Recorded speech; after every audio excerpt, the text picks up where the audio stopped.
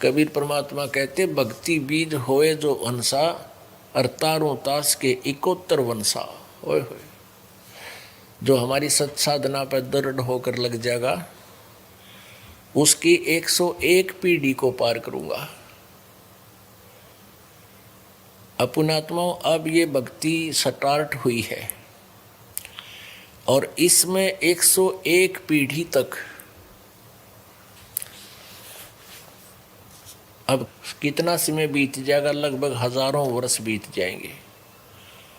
तो आज आप जी ने यो बीज बो दिया भगवान की सत भक्ति का, क्योंकि आज बुद्धिमान समाज है, सब ग्रंथों को समझता है, इस ज्ञान को दृढ़ होकर ग्रहण करेगा, फिर विचलित नहीं हो सकता। चाहे यहाँ पर ब्रह्मा विष्णु महेश आकर आपसे चर्चा करें ज्ञान की, आप उनको पराजित कर दोगे, आप भ्रमित नहीं हो सकते।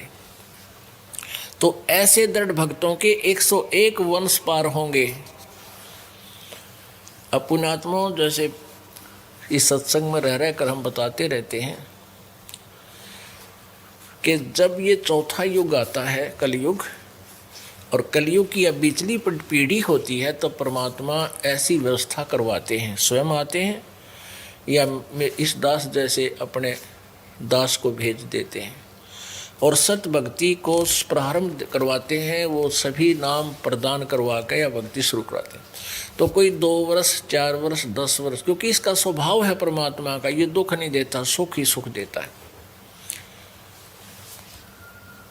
पुणात्माओं, जो सुख में पहले से भी सुखी थे और परमात्मा की 4 पूर्व जन्म के पुण्य अधिक थे, जिस कारण से इस शरण में आ जाते हैं, और वो कुछ दिन लगते भी ठीक ढंग से हैं, 1 वर्ष 2 वर्ष 4 वर्ष सत भक्ति ठीक करते हैं, फिर उनमें स्वाभाविक है कोई ना कोई कुछ दिनों में, क्योंकि ये ज्ञान सुनकर सबको याद हो जाएगा 5-4 वर्ष में, 2-3 वर्ष में, और फिर क्योंकि ये तो आखिरी सांस तक का ट्रीटमेंट है, आखिरी सांस तक ये जाप मंत्र रहनी करनी या मर्यादा रखनी पड़ेगी।